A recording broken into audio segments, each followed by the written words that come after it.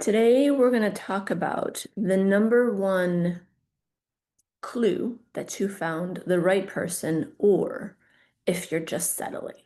So, as you may have probably come to know about me, I do not give generic relationship or love or dating advice. My advice, my expertise gets to what are the patterns, the root causes, if you will, that cause you to not be with the right person or to settle or to continue to attract a certain type. So we're going to get into that. Okay. So I'm actually going to start with settling first. Do you know how you know that you're settling? Because you actually just know. You just know. Don't make it difficult on yourself. Don't overthink it. In fact, actually, if you're in your head about the relationship, about the person you're dating, and you're overthinking, you're settling. If you're trying to convince yourself, you're settling. If you're trying to convince others, you're settling. And it has nothing to do with their perceived list of qualities, the checklist, if you will. Okay? You know, do, whatever it is, check. Do, check. No, it has nothing to do with that. Within yourself, you know, and you have to start to learn how to trust yourself more and stop lying to yourself more. Within you have this feeling, this knowing. And most of us have been taught to listen to our brain, our logical thinking, reasoning mind, rather than our intuitive mind, the one that just points the way and knows the way. This is actually what you want to start listening to more often. Whether you're in a relationship, whether you're dating, it doesn't matter. In all parts of your life, you can hear, you could say, two voices. And in the beginning, what I like to refer to as a shit talker, or it's also like your egoic mind, is the first one that pops in your mind. And it's the judgy voice, okay? It's the voice that tells you that they're bad or wrong, or you're bad or wrong, or you should just settle, or you're not good enough, or they're not good enough. It judges. Do not listen to that voice. That is a voice of fear. In essence, the voice of the ego is the part of yourself that wants to and needs to and will control. It seeks to control because why? It feels safe. So when you listen to that voice, actually, that voice is really just a voice that is trying to protect you from past bad outcomes, so to speak, negative experiences in your mind that you have perceived as negative. So if you dated somebody who was narcissistic, if you were in a toxic relationship, if you dated somebody who cheated on you, if you settled, again, it doesn't matter what it is, but if when you've had past relationship experiences that you have felt hurt, you have felt jaded, resentful, unforgiving, angry, sad, and you're still carrying that with you, right? That's a key too. You haven't done the inner work yet to heal those parts so you can move from a space of love and no longer a space of fear. That egoic mind is the part that's talking to you most of the time, that's telling you all the ways that you're not good enough or they're not good enough. And it is trying to protect you from past patterns. What you want to start tuning into is your intuitive mind. You could say your gut. You could say your heart. It really just depends on how you want to look at it. It's the part of you that just knows. It's always there. I like to call it the voice of God. Okay? You call it whatever you want, the voice of the Holy Spirit, your higher self. It doesn't matter what you call it. It is the voice with no judgment, though. That is what you have to understand. So it doesn't say that anything is right or wrong, good or bad. There is no judgment. It just simply points the way, if that makes sense. And sometimes it comes to you as a picture, sometimes it comes to you as a thought, sometimes it comes to you as this knowing within you. But again, it has no judgment. So when you are dating with somebody and you're tuned in to that voice, you're going to know if you are with the right person or if you are settling. You will have no doubtedness when you are with a person who is good for you. Meaning, also, you will not seek the approval of your friends.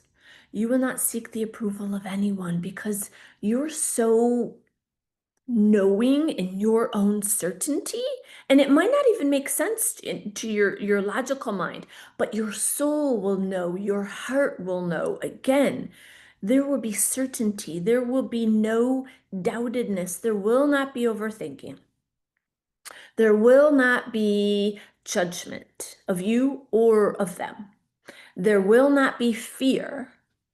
You might feel a little out of your comfort zone, but uh, anxiousness or anxiety and excitement can often feel the same in the body.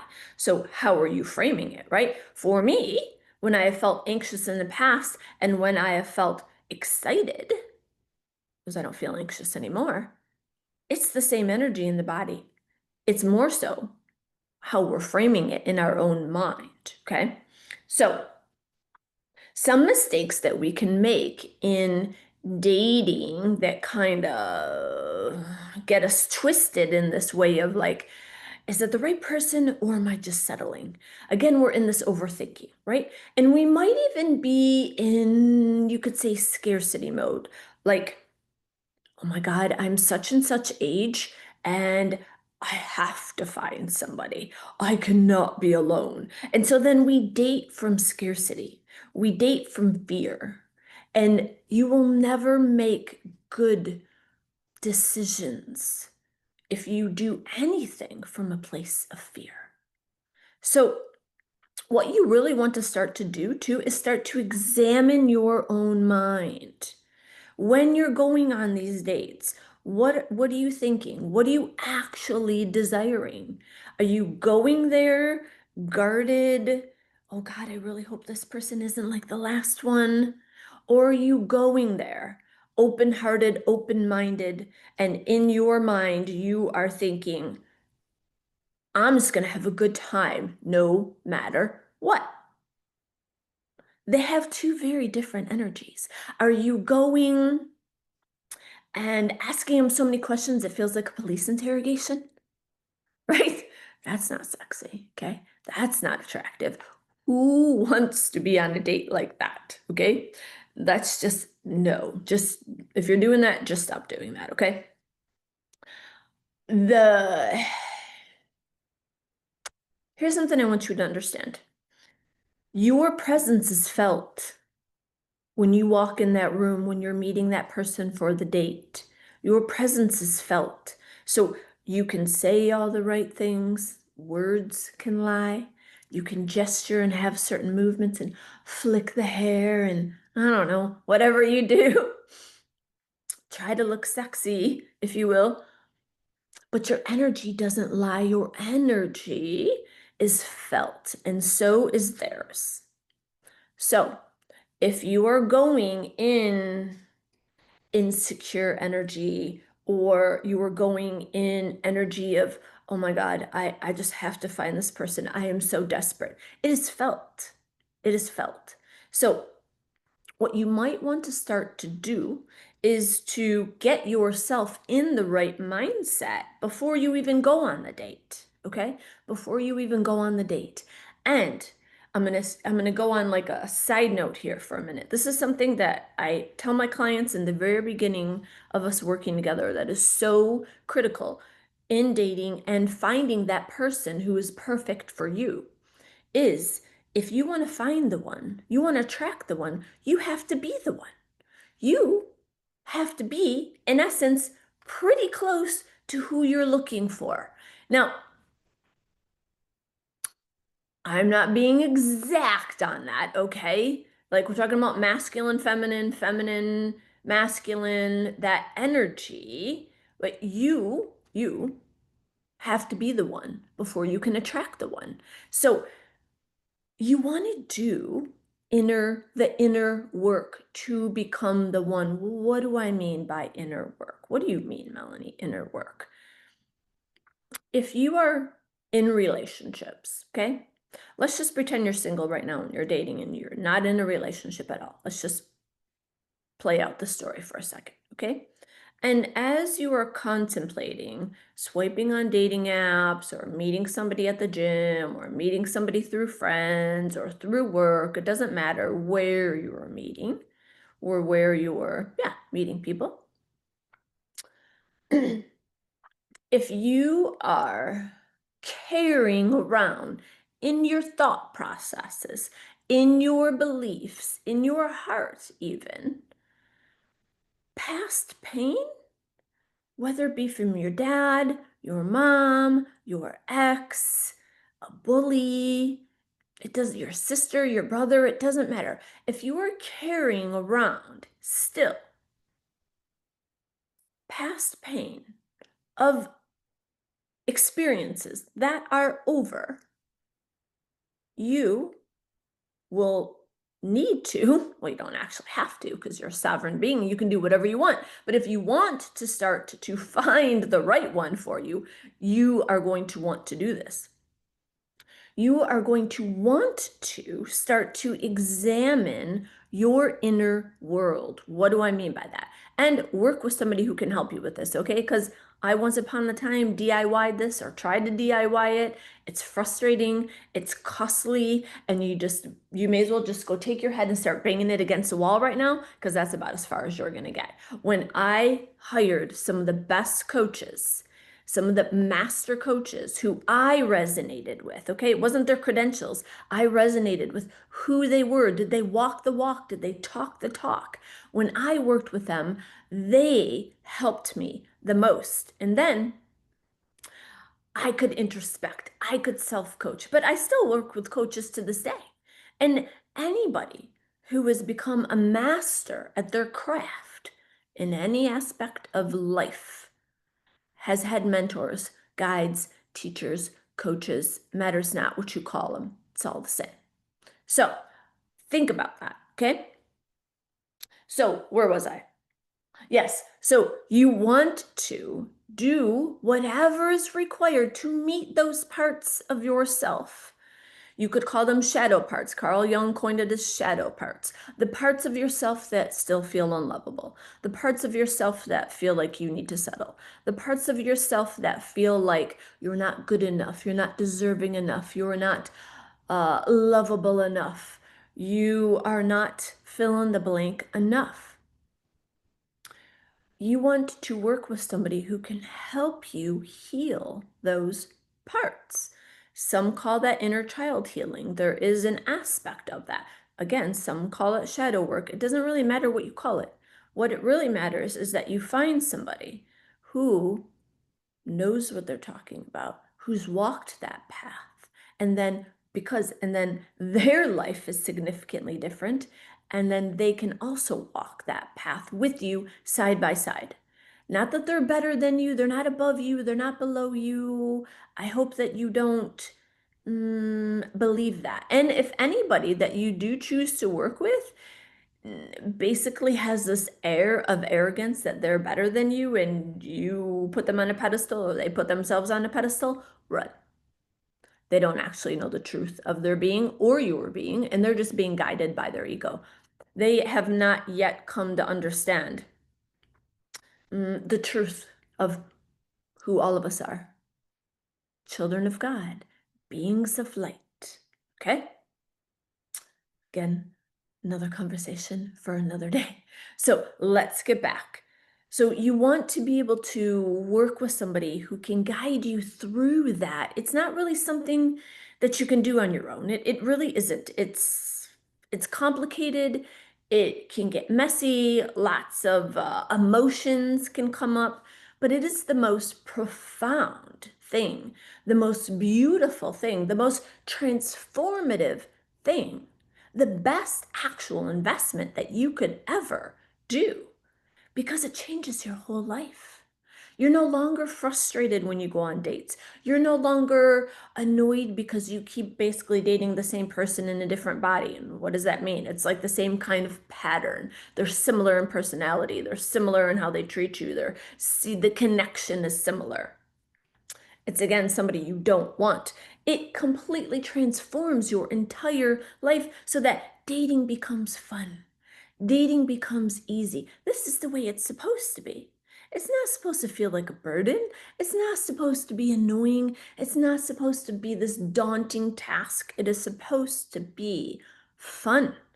Don't make it a job, or that's the kind of energy that you're going in with. And when you are on a date, on your first date, make it fun, make it light. You know what your job is on your first date, truly? Your only job on the first date, to decide whether or not you want another date with this person. That's it. Do we vibe? Do we like each other? Is there some natural chemistry here? Do I like this person? Do I feel a connection? It doesn't have to be like crazy fireworks chemistry. I want to rip your clothes off right now, although it can be. I don't suggest you do it on the first date. Okay? It is, do I like you enough for a second date? Don't get into talking about your exes. Don't get into talking about your trauma. Don't get into talking about uh asking all those questions. I'm just like acting like I have like a to-do list over here. Acting like you have this interrogation to-do list that feels more like a job interview or a police interrogation. Neither one is fun, neither one is playful, neither one is sexy, and it's a turnoff. And the guys don't really do that as much. It's more so us women who do that. So ladies, stop doing that, okay? And go as yourself. What do I mean by that? Do not dress a certain way. Do not talk a certain way. Do not act a certain way that you think he or she is going to like, and therefore they are going to choose you. Do not wear masks. Come as the true you, the real you, the most authentic you. You. The you your friends know? That's the one. The you that's you when nobody's looking, that's the one. Show up as that version of you, because that is the real you. And think about this. Think about this. Okay, this is so logical if you actually think about it. Why would you want to be with anybody who would choose a representative of you, a mask of you? They're not actually going to fall in love with you, and you can't keep up the facade forever. One day, you're both going to wake up and be like, who the hell's this? I didn't I didn't sign up for this person. What? Because you weren't being the real you. You naturally, when you are you, no masks, no worry, no fear, no care of their perception of you. Doesn't mean you don't care, but you don't care about their perception of you because you are so good with you. And sometimes this takes inner work to get here. It takes inner healing to have such a level of self-love that you are confident, that you are sure, that you are comfortable in your own skin. And that energy is sexy, my friends. That energy is magnetic. And do you know what else it is? It's a repellent to those who are not for you. And it's a magnet to those who are. This is the best damn dating advice you could ever get. Be you, the end. But part of that is some of us, many of us, myself included in the past, I was never me because I believed that I had to be somebody else, whomever my husband was at the time or whomever my lover was at the time, so that I would be chosen, so that I would be loved, so that I wouldn't be abandoned, so that I believed that my value, how I valued myself, was wrapped up in them choosing me. That only if I was chosen by whomever that person was at the time, then I would be good enough. Then I would be worthy. Then I would be lovable. It's such a lie that we say to ourselves. This is only something that you can do for you. You can give to you. So notice, what is the relationship actually that you have with yourself? Because the people you attract are only mirrors to that. If you were into self-loathing and self-hate and telling yourself that you suck and you're a failure and you're not good enough, or any kind of level of negative, unloving talk to yourself, you will attract partners, dates, relationships who will reflect that back to you. Not because it's true, but because your belief in it makes it true. Does that make sense? Your belief in that you are not good enough actually sends out this vibration, if you will, that magnetizes to you. Oh, I'm not good enough. Oh, you're not good enough. Cool. Let's attract to you people who will also perceive you as not good enough. Oh, you have fear of abandonment. Let me make sure that people come to you who will abandon you. But it's nothing out there that's doing this. It's you. It's you. You have that power. So you really want to examine your own mind, your own mindset, your own thoughts, perceptions, beliefs about yourself, first and foremost, and then about them, about men, about women, about relationships, about what are you truly wanting? What are you truly desiring? Who do you truly want in a partner?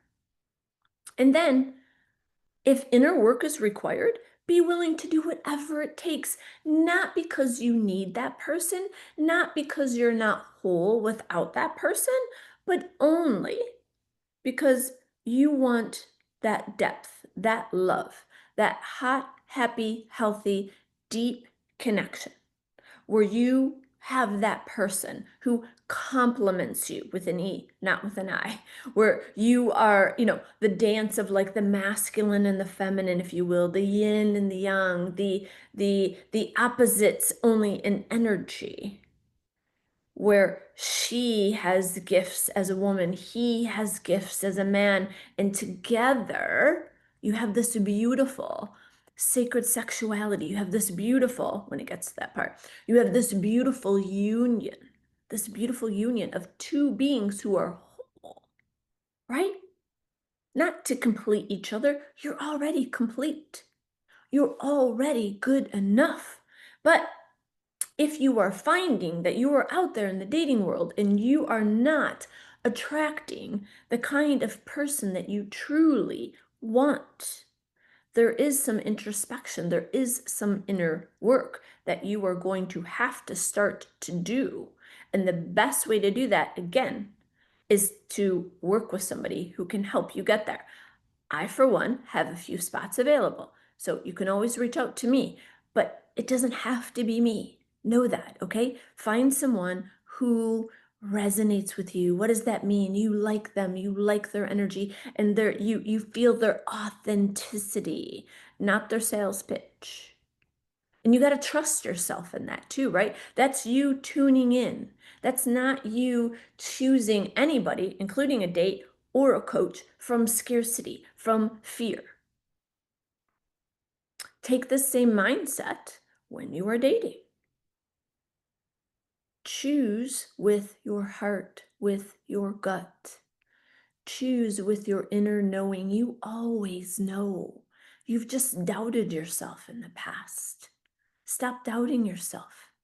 Tune into that inner voice. God has given all of us an inner voice to tune in, to think rightly for us.